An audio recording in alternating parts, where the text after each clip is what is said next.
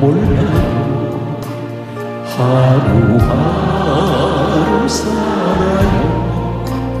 불행이나요.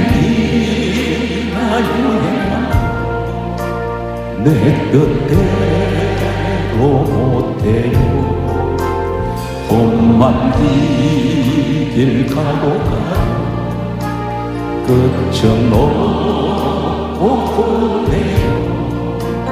주님의 수팔레이사 내 손 잡아주소서. 내일 일은 난 장래일도 몰라요. 아버지여 날못들사 평탄한 길 주옵소서. 좁은 이 길 진리에 주님 가신 그의 길 힘이 들고 어려워도 찬송하며 갑니다. 성령이여 그 음성을 항상 들려주소서. 내 마음은 정했어요. 변치 않게 하소서. 내일 일은 나 몰라요. 장래일도 몰라요. 아버지여 아버지여 주실 소명 이루소서. 만남의 왕 예수께서 이 세상에 오셔서 만백성을 구속하니 참 구주가 되시니 순교자의 복을 받아 나의 믿음 지키고 순교자의 신앙 따라 이 복음을 전하세. 불과 같은 성령이 내 마음에 항상 계셔. 천국 가는 그날까지 주여 지켜주소서.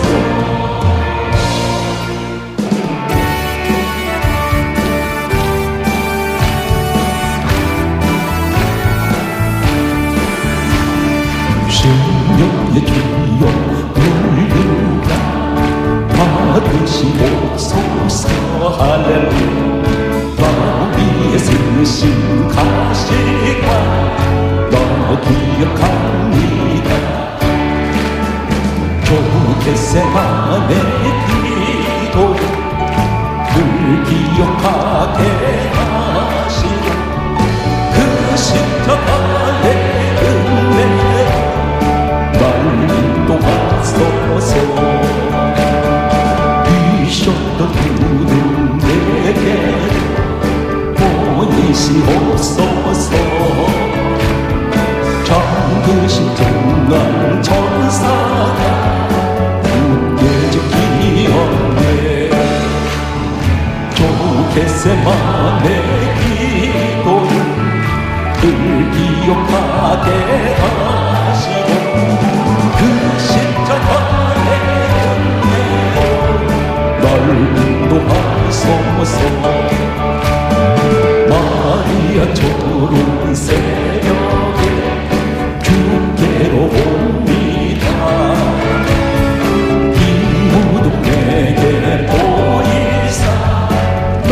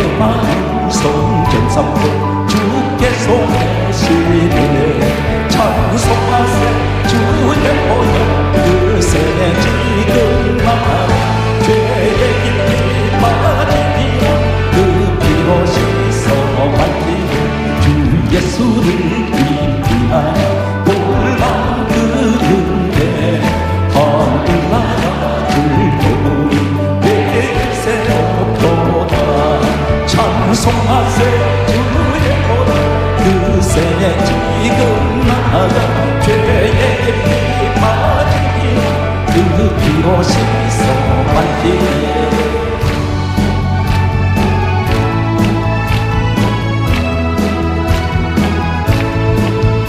너의 힘이 되신 여호와 내가 주님을 사랑합니다 주는 나의 반석이시며 나의 요새시며 주는 나를 거지시며 너의 주 나의 하나님 나의 피할 밤이시며 나의 방 계시라 나의 하나님 나의 하나님 구원의 뿌리시며 나의 산속이라 나의 하나님 나의 하나님 그는 나의 여호와 나의 구세주 나의 하나님 나의 하나님 그는 나의 여호와 나의 구세주 나의 생명이신 여호와 내가 주님을 찬양합니다 주는 나의 사랑이시며 나의 의지시며 주는 나를 이끄시며 주의 길 인도하시며 나의 생의 목자 되시며 내가 따르리라 나의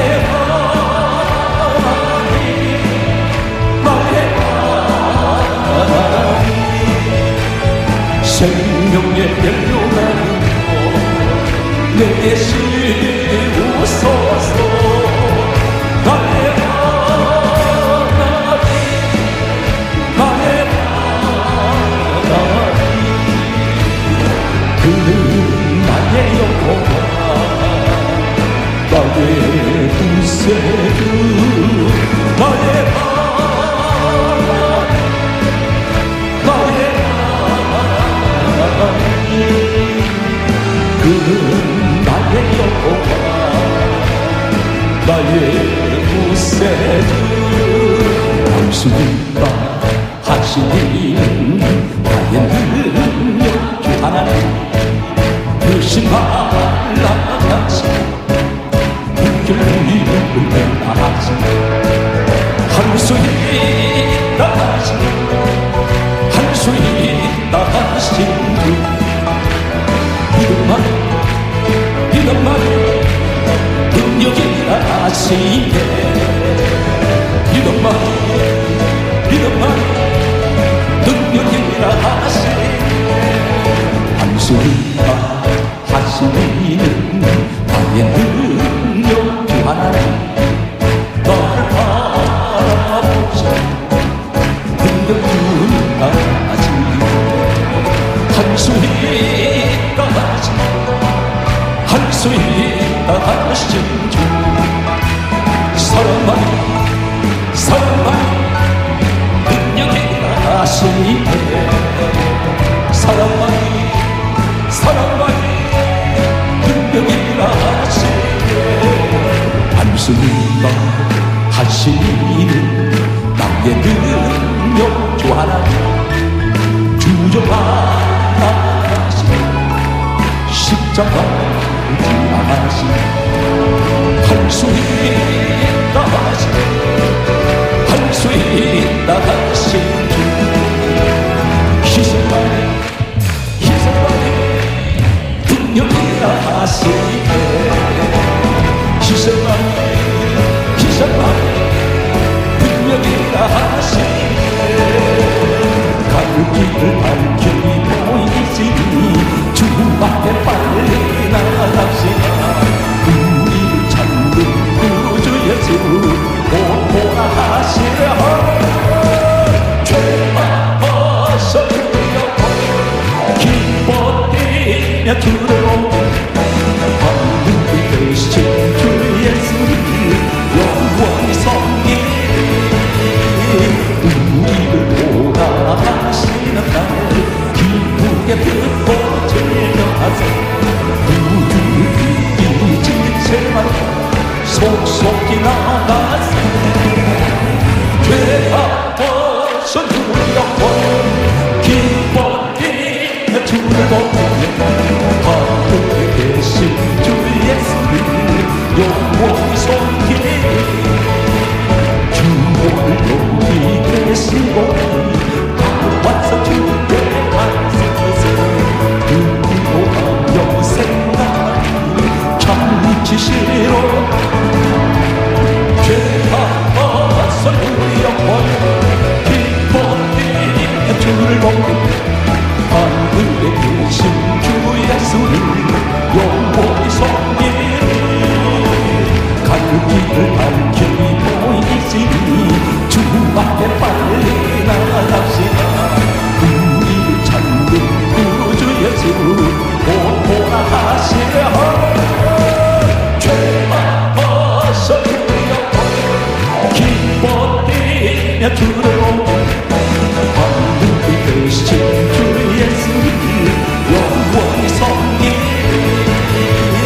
우리를 오라 하시는 날 기쁘게 듣고 즐겨하세 우주를 이긴 채만 속속히 나가세 죄가 벗어 누렸고 기뻐 뛰며 주를 보고 하늘에 계신 주 예수를 영원히 섬기리 주를 여기 계시고 와서 주께 안서서 은혜로 영생 나니 참 미치시리로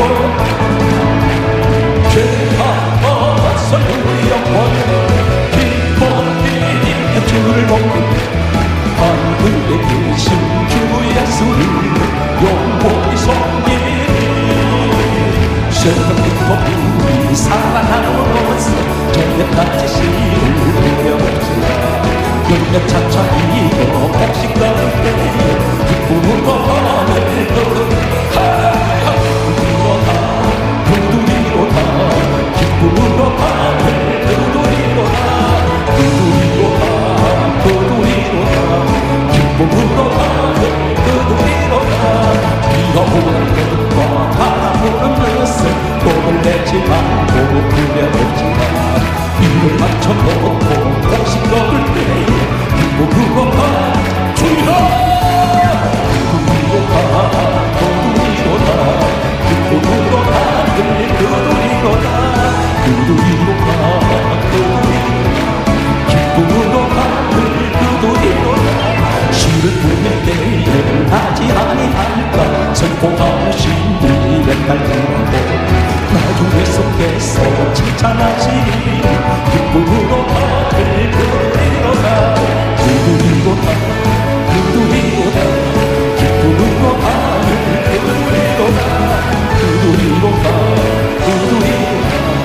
기쁨으로 하늘 그두리로다 시를 부릴 때에 하지 아니할까 선포하신 이 맨날 들어도 나중에 속에서 칭찬하시리 기쁨으로 하늘 그두리로다 기쁨으로 하늘 그두리로다 기쁨으로 하늘 그두리로다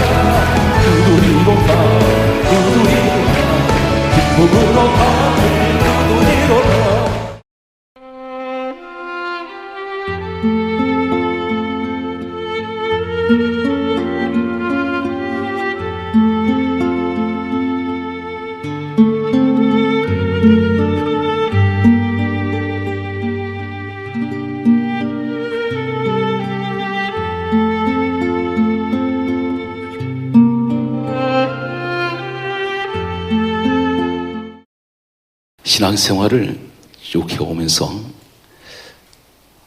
한때는 많은 것을 가졌는데 어느 날 사업이 어려워져서 문을 닫게 된 사람이 있습니다. 근데 다시 말해서 하나님 주셨는데 잃어버렸어요. 오늘 성경은 왜 하나님께서 주셔놓고 가져가십니까?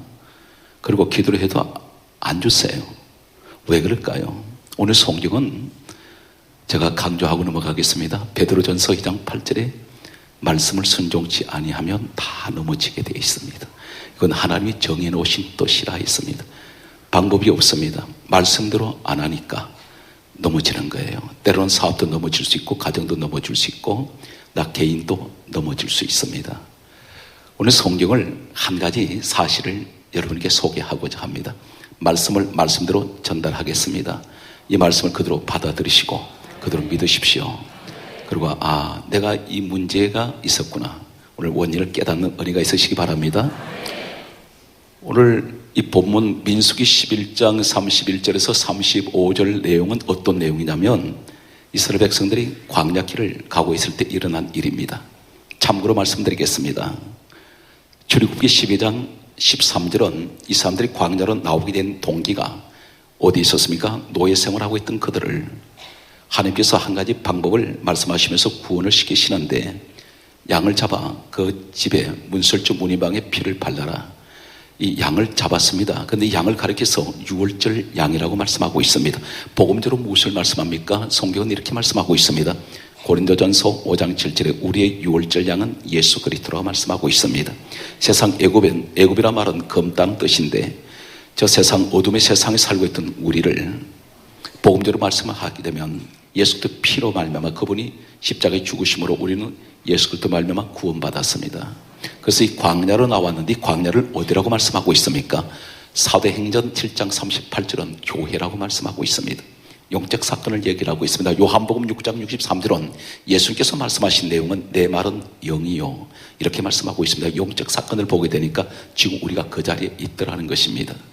이곳에서 이 사람들이 광야 생활에서 먹을 것이 없습니다. 하나님께서 만나를 내려주셨지만 그들은 그것으로 부족합니다. 그래서 하는 말이 고기를 달라고 말합니다. 나중에 막 울면서 모세를 향해서 공격을 했습니다. 원망을 하기 시작합니다. 하나님을 향해서도 원망합니다. 하나님께서 이 소리를 듣고 계시다가 하시는 말씀이 이제 고기를 주시게 됩니다. 오늘 성경은 이렇게 전개되고 있습니다. 민수기 11장 31절 말씀 보게 되면 성경은 다음과 같이 말씀합니다. 31절 내용은 정확하게 이렇게 기록되어 있습니다.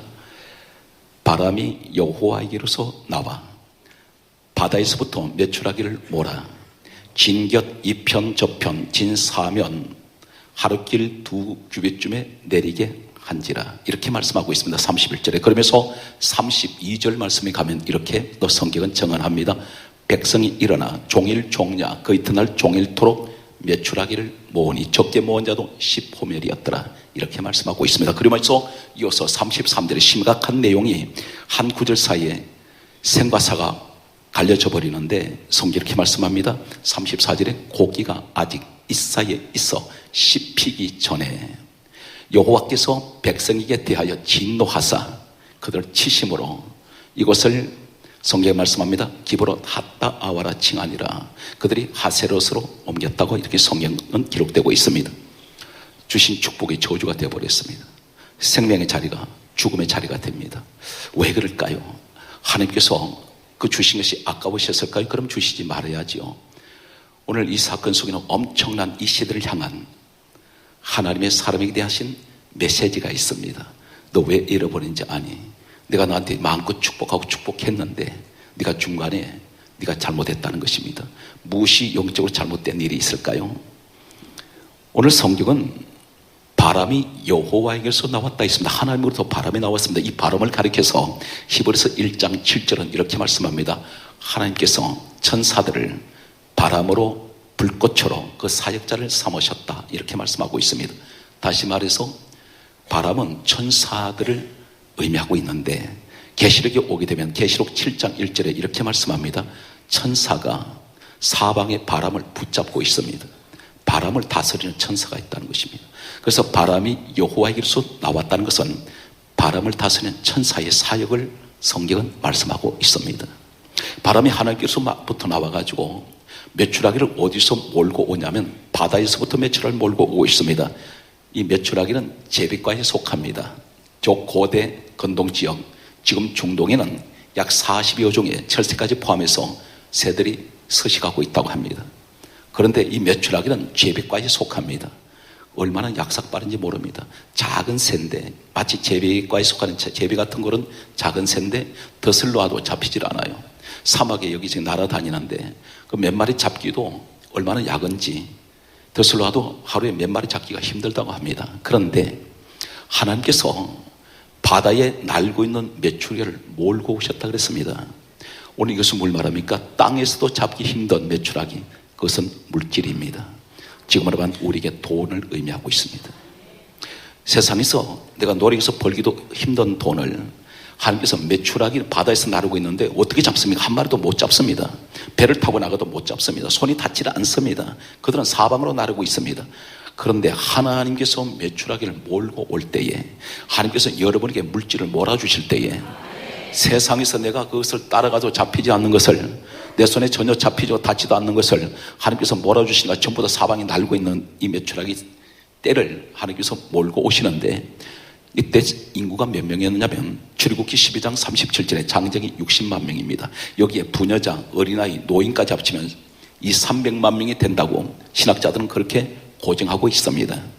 이 300만 명 되는 이 수많은 인구 떼를 어떻게 먹입니까? 하나님께서 메추라기 떼를 몰고 오는데 어느 정도로 몰고 오냐면 진격 2편 저편 진 4면 하루길 되는 2규빗, 사람의 장정걸음으로 하루길 걸어갑니다.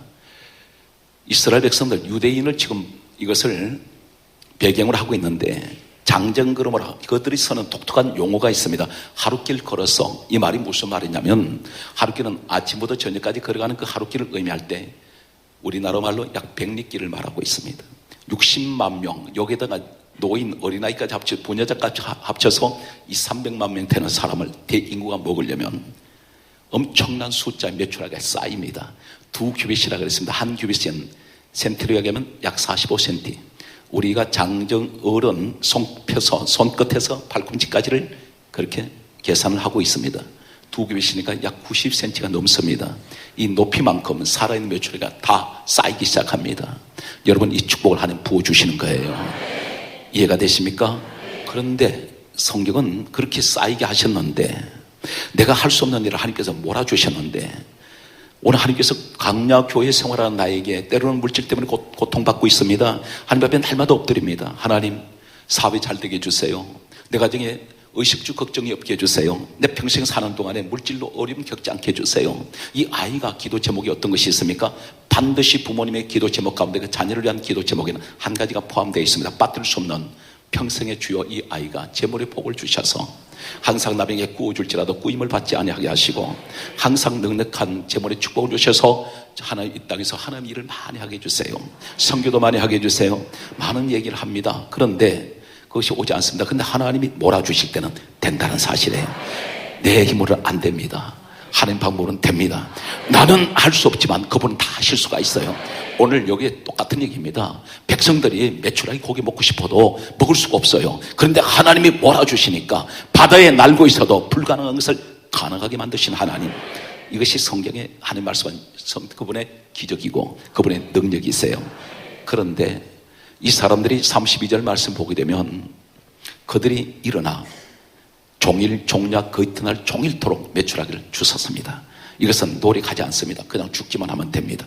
팔떡거리고 날고 있어도 하나님이 한 마리도 날아가지 못하게 하니까 꼼짝 못합니다. 그냥 줍습니다. 얼마나 많이 주웠는지. 종일 종야가 무슨 얘기입니까? 아침에 해가 뜨면서 해가 질 때까지, 그리고 해가 지고 밤이 와서 그 이튿날 아침에 올 때까지 종일 종야, 야간 작업합니다. 계속 줍습니다. 사방이 메추라기 뗍니다. 사방에 손만 대면 그냥 캄캄한 밤에도 짚기만 하면 메추라기입니다. 오늘 이 물질 축복, 하나님께서 신명기 8장 18절에 내 하나님을 기억하라, 그가 내게 재물 얻을 능을 주셨다 그랬어요. 재물 능을 우리에게도 주셨습니다. 이것이 재물의 물권을 말합니다. 은사예요. 그런데 이 사람들이 그렇게 많이 가졌습니다. 그런데 성경은 그 이튿날 종일토록 하루 24시간 꼬박 메추라기 줍고 그 이튿날 또 줍습니다. 완전히 온전히 하루하고 하루 반나절이 메추라기 줍는 데만 소비됐습니다. 그런데 바로 33절이 시작되면서 고기가 아직 있어 씹히기 전에 저는 이렇게 생각했습니다. 수많은 메추라기를 주셨습니다. 그래서 사람들이 먹으려고 메추라기 입에 넣었습니다. 근데 씹으려니까 씹히질 않아요. 왜 그러냐면 하나님께서 자세한 말씀은 없지만 사람이 이 입이 다물어지지가 않습니다. 입은 벌렸는데 씹을 수가 없어요. 한 접도 못 넘깁니다. 중량에선 수많은 메추라기 떼가 절비한데 한 점도 내가 입에 넣긴 넣었지만 삼키질 못해요. 이 말이 무슨 말입니까? 수많은 돈을, 억대의 돈을 내가 가지고 있지만 한 푼도 쓰지 못한다는 겁니다. 고기가 아직 있어 씹히기 전에 여호와께서 백성에게 대하여 진노하사 치셨습니다. 우린 치셨다는 의미를 여기서 발견하게 됩니다. 하나님이 물질로 나 치셨어. 때로는 하나님 질병으로 나를 치셔서, 때로는 환경의 어려운 환경을 통해서 나를 치셨다. 그건 성경적인 용어입니다. 다 잃어버렸습니다. 왜 이렇게 됐을까요? 성경 말씀을 가보면 이 사건을 추적을 합니다. 출애굽기 29장 38절에서 42절의 말씀 보게 되면 이스라엘 백성들이 광야로 나왔을 때에 하나님께서 한 가지를 당부하셨습니다. 너희들은 매일 아침과 저녁에 양을 잡아 나에게 번제를 드려라. 제사 지내라 했습니다. 아침 저녁에 예물 드리라 그랬어요. 제사는 예배입니다. 매일같이 성경을 이렇게 강조합니다. 강조하겠습니다. 출애굽기 29장 38절 이하에 매일 아침마다 매일 저녁마다 나한테 예배 드려라. 그런데 이 사람들이 예배를 잊어버렸어요. 왜 잊었습니까? 메추라기 때문에. 거기에 정신 팔려버렸습니다. 거기에 미쳐버렸습니다. 거기에 빠져들어갔습니다. 이 말이 무슨 얘기입니까? 내 사업이 잘 돼요. 물된 동상 같고 순풍에 돛 딴 듯이 사업이 잘 나갑니다. 가족이 평안해지기 시작합니다. 세상에 많은 돈을 쥐게 됩니다. 가지지 못했을 때는 그렇게 금식도 하고 기도 열심히 하고 예배도 잘 드리더니 많은 것을 가지고 나니까 예배를 잊어버리기 시작합니다. 점점 예배 생활은 소홀해지고 교회가 멀어지기 시작합니다. 우리가 고난 가운데, 고난이 내게 유익이란 말이 무슨 말이냐면 고난이 올 때는 하나님 앞에 자주 엎드려요. 그리고 하나님을 자꾸 찾습니다. 그리고 점점점 교회로 가까이 하게 돼요. 그런데 고난이 점점 사라지고 평안이 오기 시작하니까 새벽 예배 그렇게 잘 나오던 사람이 새벽 예배를 안 드리기 시작합니다. 이 동네에 있는 것 같아. 여기도 방심하지 마십시오. 그렇게 내 신앙이 변질되기 시작하더라는 것입니다. 육적으로는 평안해지니까 영적으로는 점점점 하는 건 멀어지고 있다는 것입니다. 여기서 메추라기를 보더니 이 사람의 눈이 뒤집혀버렸습니다. 눈이 뻘겋게 되어서 사람이 잠을 자지 못하면 눈이 충혈되는데 아마 이 사람들 한결같이 눈이 충혈됐을 겁니다. 왜 그렇습니까? 꼬박 하루 종일 밤새도록 그 이튿날 하루 종일 메추라기만 정신 팔려 있으니 오늘 지금으로 보면 돈에 정신 팔려서 예배라는 것은 까마득하게 잊어버렸습니다. 하나님께서 보실 때 진노하시는 거예요. 그 메추라기 내가 준 것인데 네가 메추라기가 우상이냐? 그래서 성경에 이렇게 말씀합니다. 탐심은 우상이라고 했습니다. 이 시대 우상 숭배가 뭔지 아세요? 지나친 욕심, 지나친 정욕적인 것. 하나님 앞에 그 정욕적으로 기도하면 절대 응답 안 됩니다. 성경은 하나님 뜻대로 기도하셔야 응답이 돼요. 주시는 분은 하나님이십니다. 여기서 하나님께서 치셨습니다. 왜 그러냐면 요한복음 4장 23절에서 24절에 아버지께서는 예배하는 자를 찾으신다 했는데 나는 예배자를 찾는데 너는 물질에 미쳐버렸구나. 그래서 이 사람들이 그렇게 산더미 같은 메추라기 주셨지만 다 한 점도 먹지 못하고 이 자리에서 그들은 죽음이 기다리고 있었습니다. 그래서 그 이름을 기브로 핫다브라, 탐욕의 무덤이란 뜻입니다. 무덤이 되어버립니다. 사람이 죽어나갑니다. 오늘 여기서 우리에게 한 가지 하나님께서는 예배 생활을 잘하는 사람에게는 그 물질 축복 잃어버리지 않습니다. 이 사람들이 그 메추라기를 만났으면 어차피 하나님이 다 주신 거니까 언젠가는 그걸 주실 수 있어요. 그런데 예배를 60만 명이라면 단 한 명도 예배를 기억지 못했다는 것이 기적입니다. 한 사람도 기억 못해요. 왜 그러냐면 메추라기를 전부가 거기다 혼이 뺏길 정도로 정신이 팔려버렸습니다. 이 사람들에게 하나님께서는 재앙을 내리셨는데 오늘 그 매출하게 주셨으면 그 매출하게 주신 자리에서 예배를 드렸다면 이 사람들은 매출하게 축복도 받고 하나님도 그들 기뻐하셨을 텐데 이 사람들은 매출하게 빠지니까 다 날아갔습니다. 여러분 가운데 절대로 재물이만 두고 방심하지 마십시오. 돈이 수억이나 수조 아니라 수십조 원이 있어도 생명을 걷어가시는 분 하나님이십니다. 순식간에 날아갑니다. 여러분 몸 망가져서 병원에 누워보세요. 불치병은 이 세상 돈 가지고 절대로 그 병 못 고치는 병이 있습니다. 하나님이 고쳐주셔야 돼요.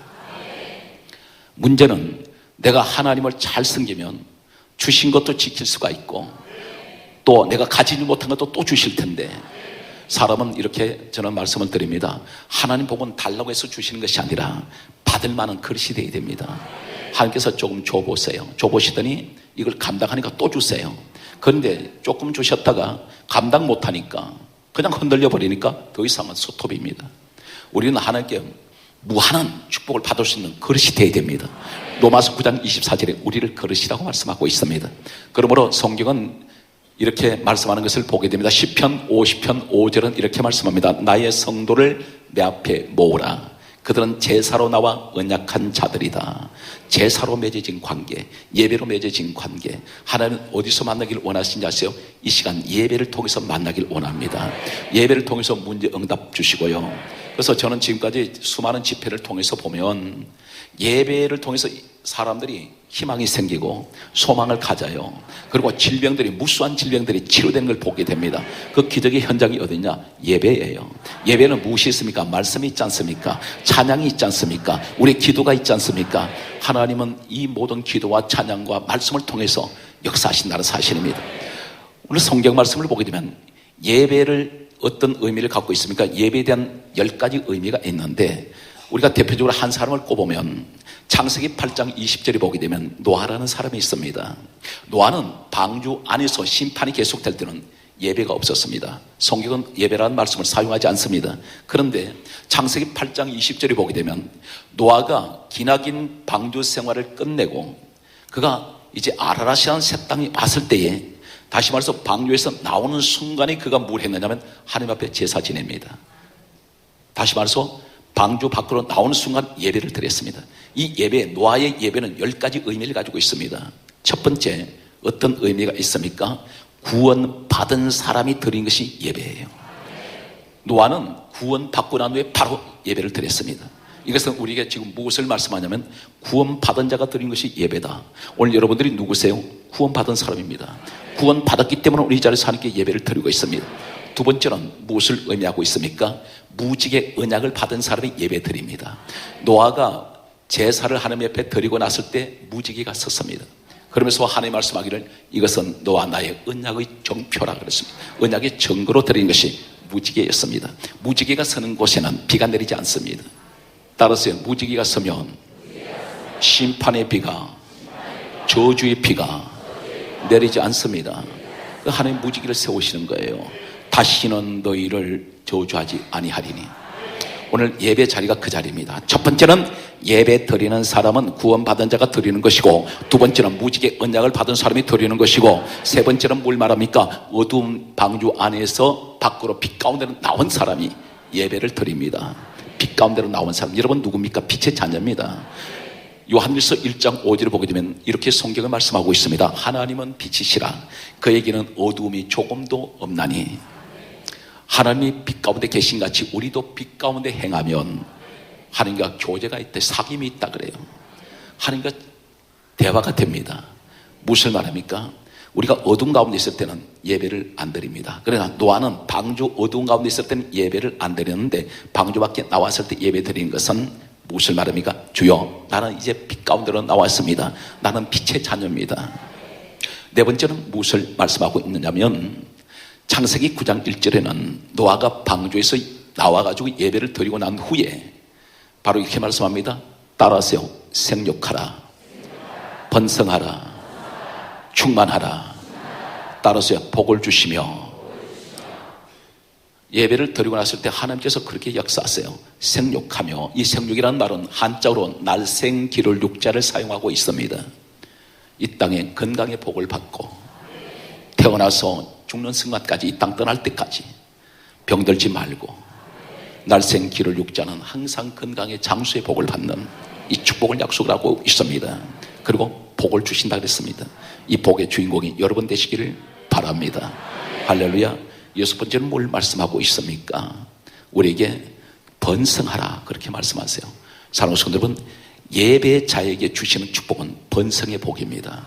항상 자녀가 번성하고 그리고 사업이 번성하고 교회도 지경이 넓혀져야 됩니다. 항상 이 축복의 주인공이 여러분 되시길 바랍니다. 계속해서 말씀을 보게 되면 예배를 드리고 난 이 노아에게는 따라서요, 예배 자리가 새 시대가 열린 자리다. 새 시대가 열린 사람이 예배 드려요.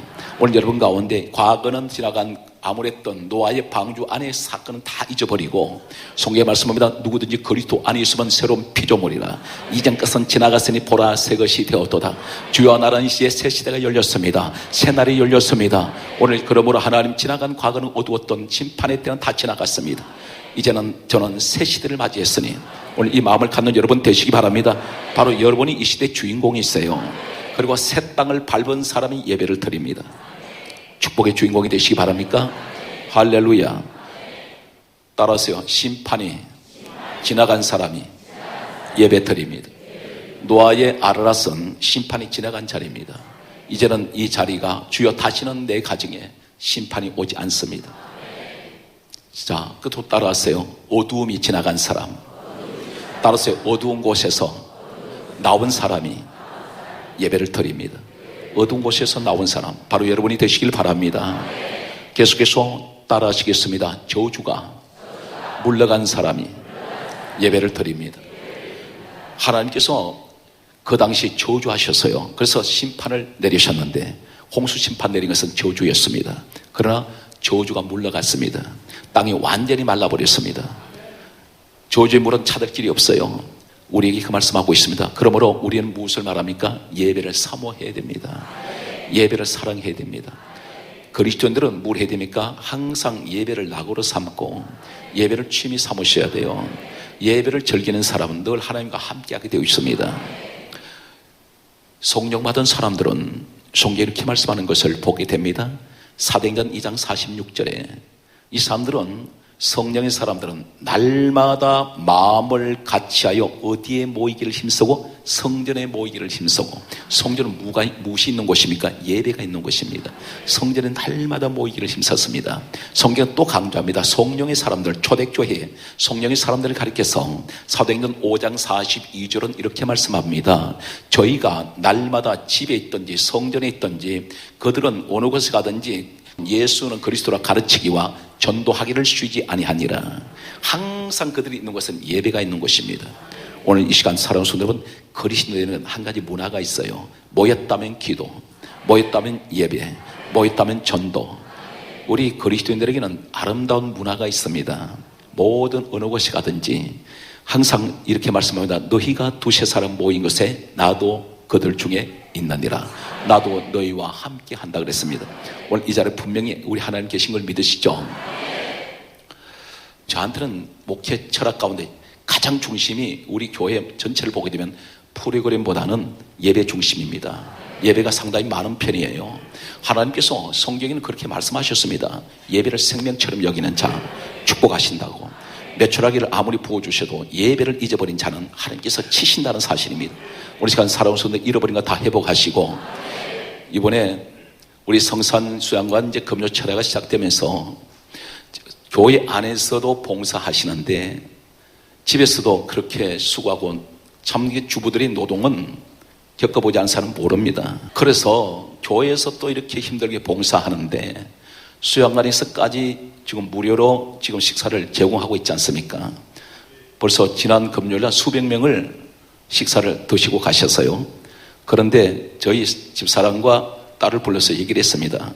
우리 성도들이 교회에서도 봉사하고 수고하는데 수양관까지 와서 또 수고하면 예배에 집중할 수가 없으니 미안하지만 당신은 좀 수고하고 주방에 들어가라고. 그리고 제 딸 아이 보고도 그랬어요.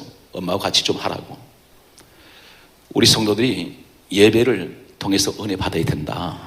우리 성도한테 이것이 내가 솔직한 마음이니까 양해를 구했습니다. 대단히 힘들죠.